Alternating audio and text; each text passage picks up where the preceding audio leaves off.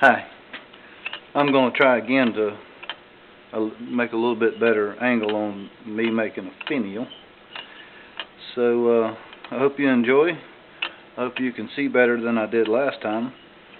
And we'll get started. I've chucked it up. I'm still chucked on the inner side of the jaws, which is sufficient for what I'm doing. It's in there nice and steady. I use the skew chisels, Cindy Droz the tools. This is a skew. This is a Cindy Droz tool. So let's get started and see what we can do.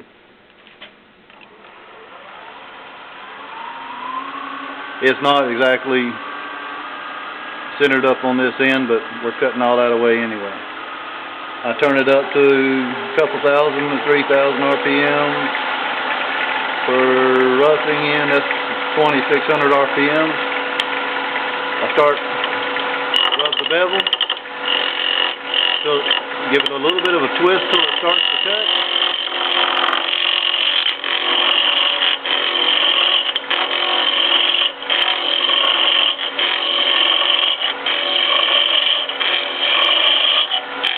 You can see that I'm using this part of the chisel. I'm not coming up into here and all that. I'm staying down in here to make this.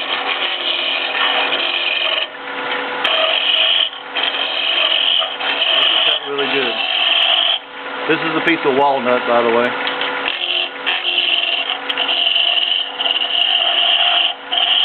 I'll try to keep my hands out of the way so you can see what I'm doing. You notice how I got up into here and how it started to jump a little bit.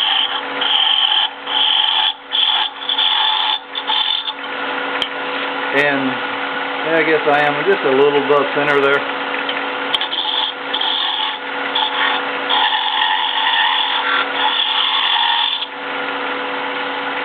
You can do the shear cut.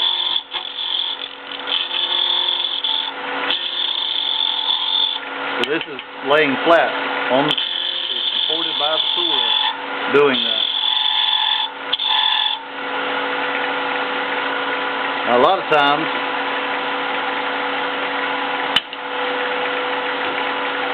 I'll stick my hand over here. I'll rest my elbow on the headstock, keeping everything away from the spinning chuck. And then I'll support the piece with my hand here.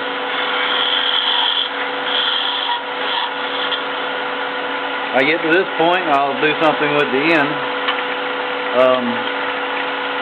Make a simple little point. This is actually, for me, it's easier done with a Cindy Droz tool. Lower the steady rest just a little bit. Let me put a little light on the subject. It helps to turn your lights on.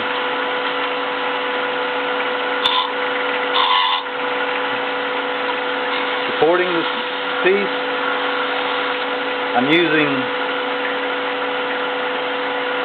this edge right here. I'm rubbing the bevel. I'm using this as a skew, basically.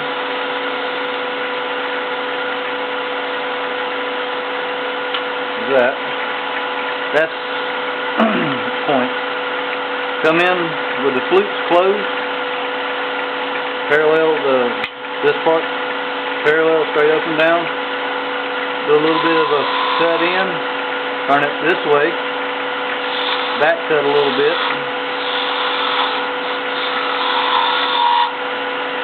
Establish me a shoulder there. Now I'm going to make this a little bit better point.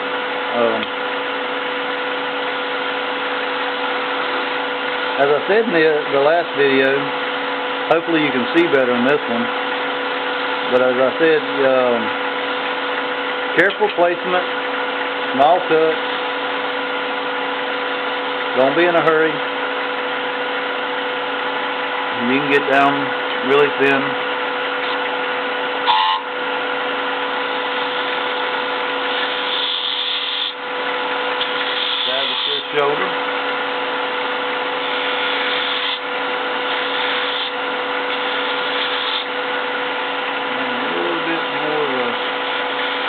That's why I say careful placement. Pay attention to where you're placing the tool.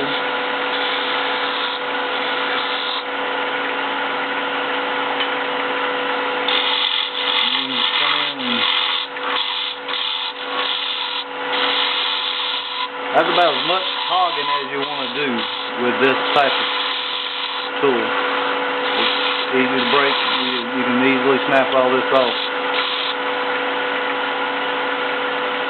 Now, started with this tool rest. For this type of thing, I really like this tool rest better. I didn't, but normally I'll clean and wax all this. But I didn't do it this time. I'm not going to bore you with doing all that.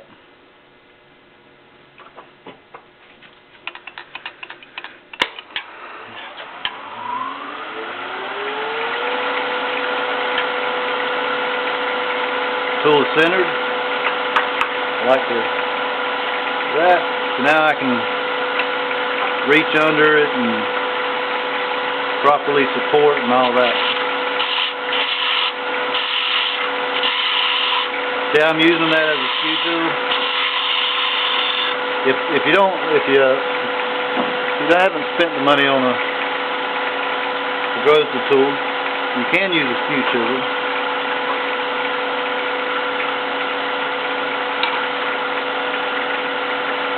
With my skews, I like to be a little above center.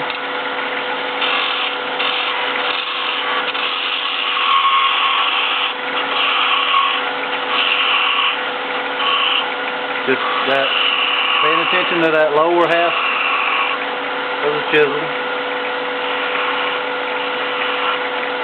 Trying not to get on that edge of this.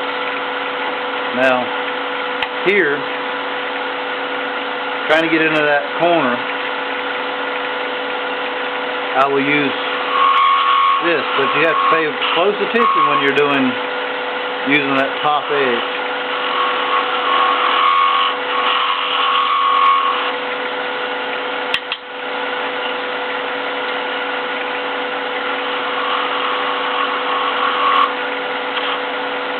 Or you'll do just what I just did there.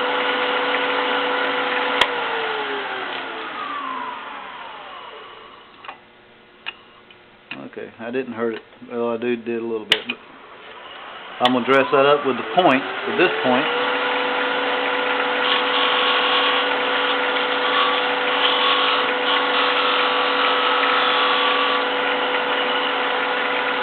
Just come in. We can nibble that out.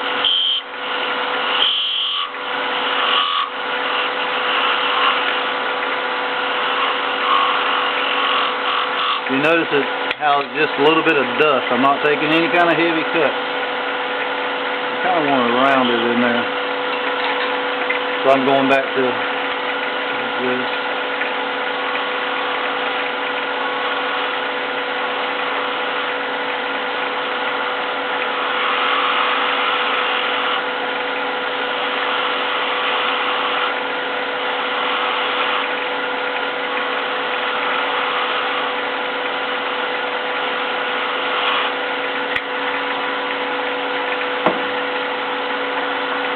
Moving my steady wrist around to where it's comfortable.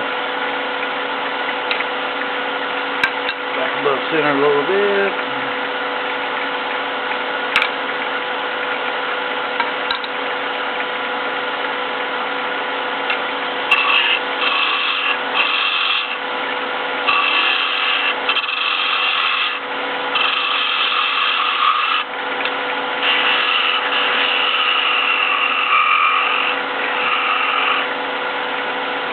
What I'm doing there is I am putting equal pressure down with the tool as I am up with my finger.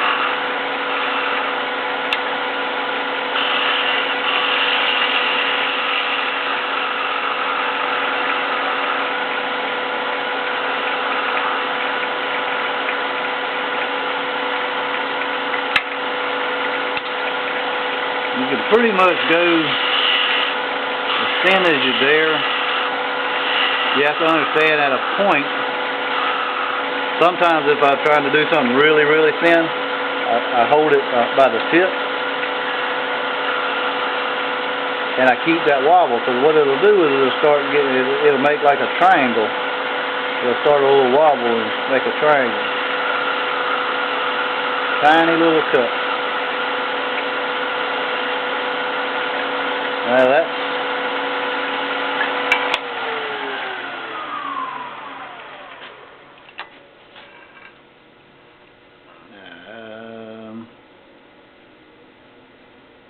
yeah, it's less than an eighth, 3/30 seconds. If you want to know exact,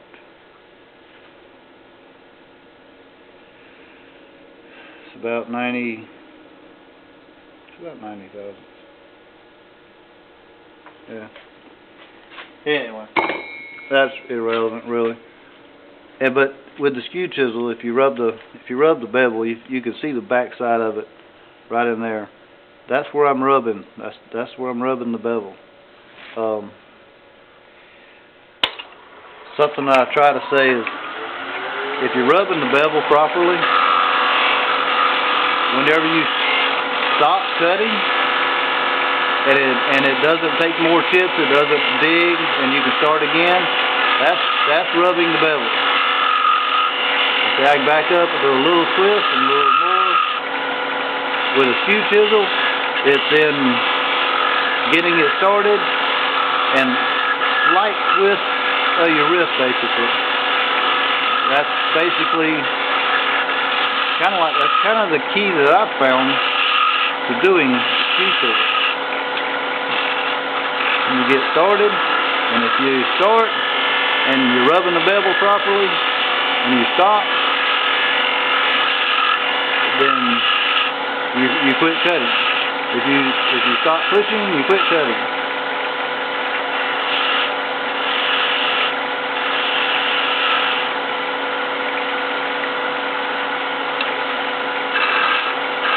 I'm doing this with the skew because I tend to use the Cindy Droser tool more than the skew anymore for finials like this. I like the way the Droser tool works. I like the grind on it and all that. You can basically put that grind on. You can put that grind on any 3/8 gouge. It's a spindle gouge. It just happens to be one I got it at a symposium where she had a booth at it.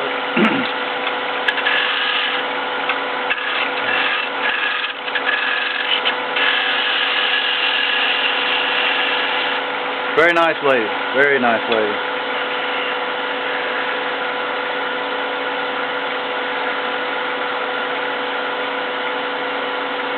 See, that's starting to get that little bit of wobble I'm talking about. Now, I've been asked if you can just sand it down to that size. Yeah, you can sand all you want, but I like making cuts.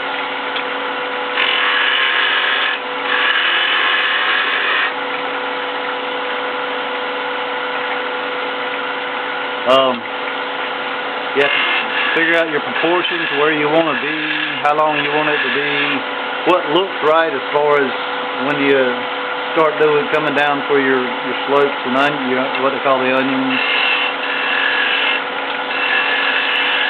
And the onion is basically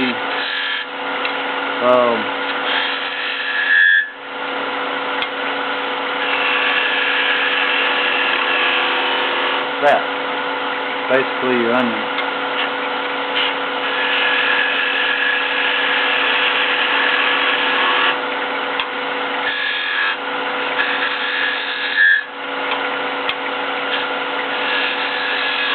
See what I was talking about? Proper placements. I was just sitting there, wasn't paying attention, and I touched it, just barely touched it right there.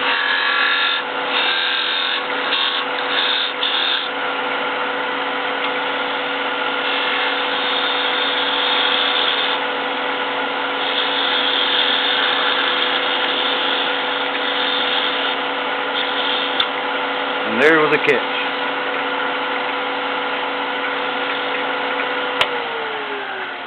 Normally I just go take that out, but I'll show you. Just a tiny little catch.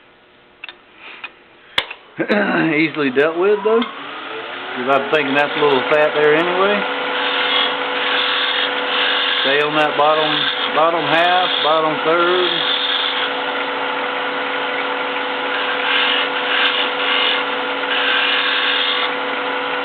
I'm liking that size better.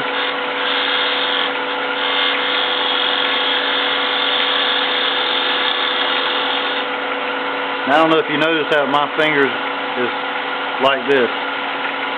It's something I do. I don't know if anybody else does it, but I tend to choke up on my tool. I'm not pushing it, but I tend to choke up on it.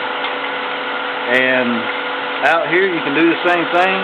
I just find I have better control if I'm holding it like that. It's just like that. Something I do.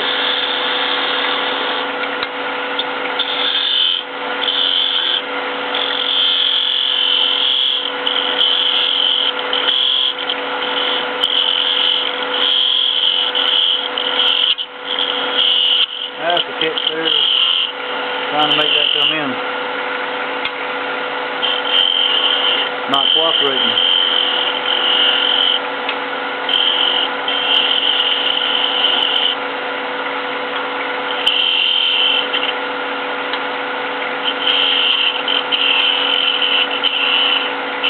I got a little bitty thing I'll take that out with. And see, really I should have, yeah. Let's see if we can do this. Bring this down. Kind of want to do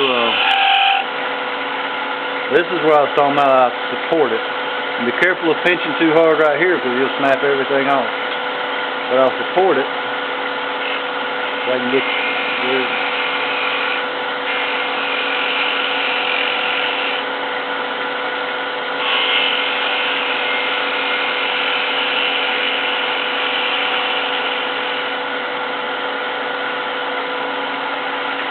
And there you go.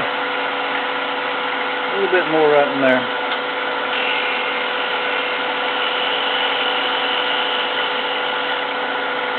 See how little chips I'm bringing?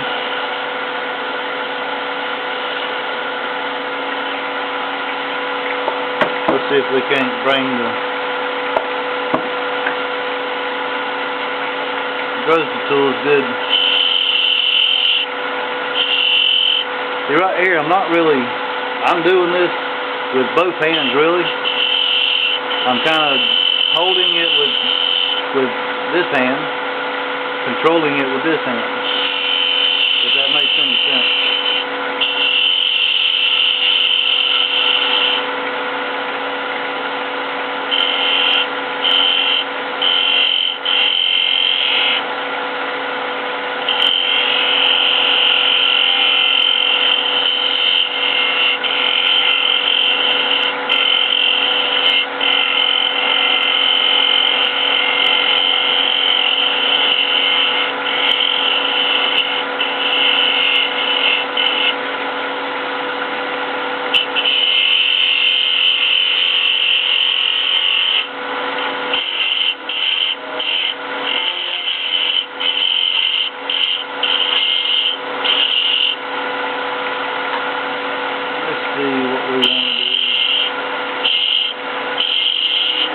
Now to do these radiuses, I kind of touch off. See, I'm starting to cut there. I'll roll and lift the handle. The back of the handle, I'm rolling this way and picking the handle up. That's how I do that. Come here, I touch off, I start to cut, I roll, and I lift.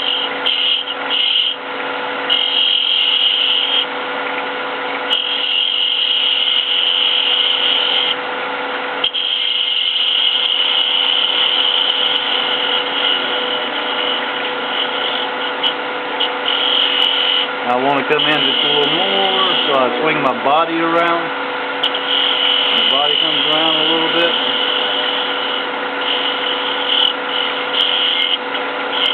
That's what I was looking for. And that right there is just a tiny little scrape. And here, I'm not sure what I'm really wanting to do. I can't go any further back than this. right here, this is going to be the end of my shoulder. Right there's the end of my shoulder. But I can't. Ooh, almost did it. Hey, quit that. Quit. Can't do anything else back there. And I don't want to run this tool into them jaws. So let's see what I want to do.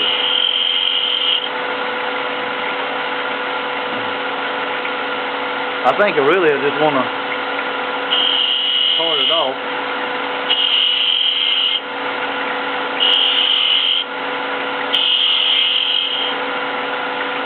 Right there, I'm rolling and lowering the handle to scoop that out like that.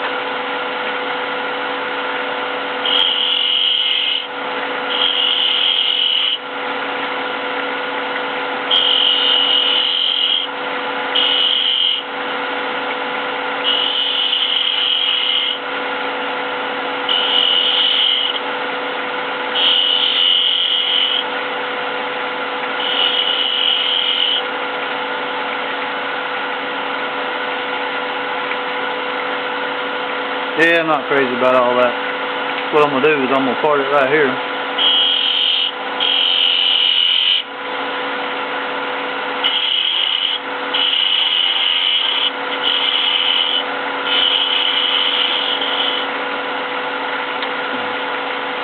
Start that shoulder going in. Well,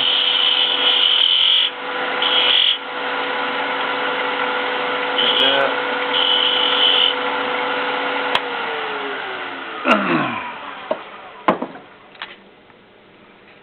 Yeah, clean that up. See, I have a little bit of tool marking right in there where I was rubbing a little hard, but that's the way it goes. But that's basically that's how you do it.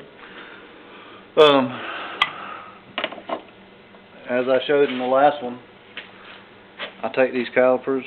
I normally make them 1/4 inch and 3/8. Set that at 375. I bring in my parting tool. These are rounded over. As you can see, those are rounded over. That way they don't grab.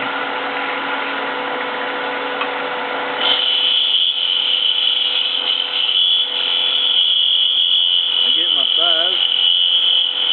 I'm not forcing anything. I'm just letting it ease its way on. So there's my size, and I'm not going to be any longer than that. And I have this little one that I made out of the jigsaw blade, and I'll back cut this.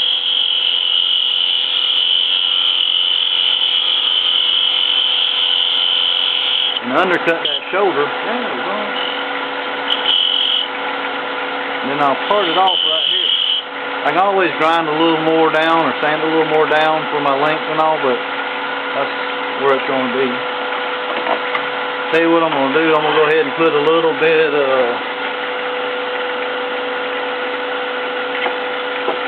this is 600. That's 600.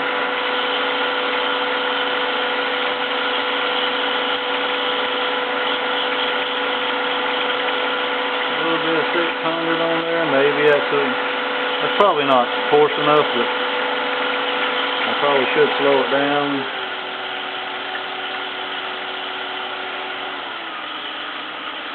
There you go. Slow it down. Going fast basically just burns your wood or burnishes or whatever. But this is basically just to show you what I do with the finials, because the other video I did was way down on the end of the lathe, and when I uploaded it and I watched it, I said, you can't see nothing. So there you go.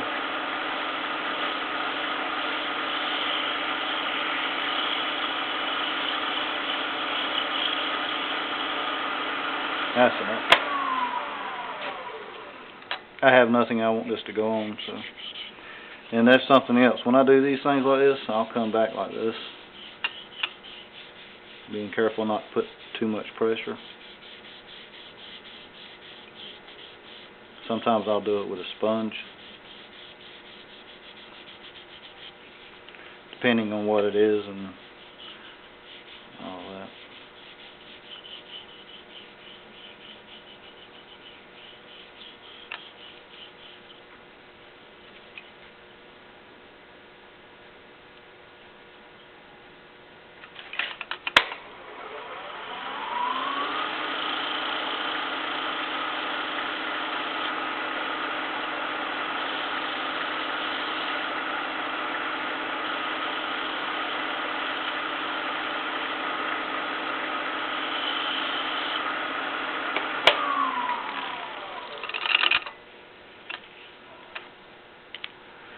Here, I'll put a little bit of this myelin on so you can see what it'll look like.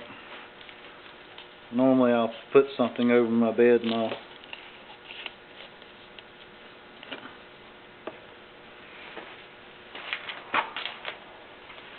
piece of paper towel, a little bit of myelin on the rag, just like this.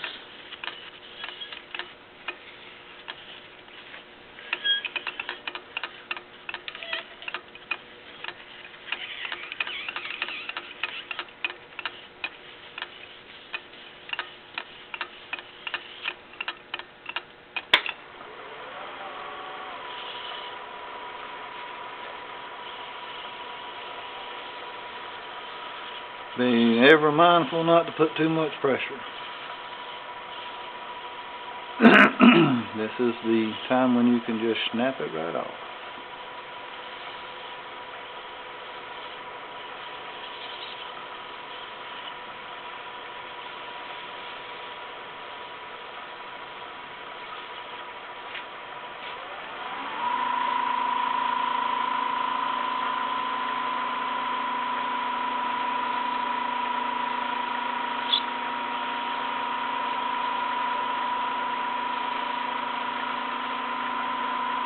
Not shining like I want it to. There you go, that's better.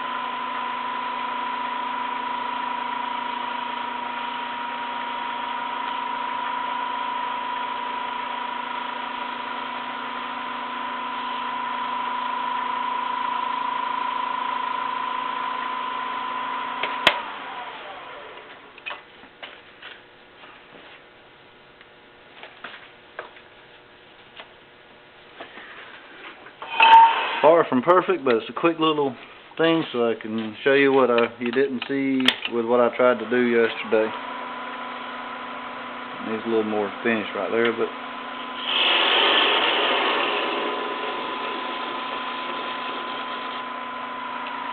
there you go. And if you care to see it, if y'all would like to see it, I've made some 16-inch long finials and stems for cups. On my website, I think I have the cups on there. I have a new website I'm not finished with, but it is on the internet. It's rickycrews.com. RICKYCREWS.com. If y'all care to go to the website, let me know. And y'all want to see the long stems made, leave a comment or email on the there's an email address. It's ricky@rickycrews.com. So there's that. Hope you enjoyed it. If there's anything you need to know about what I was doing, just leave me a note on this YouTube thing or an email at the rickycrews.com. Thank you.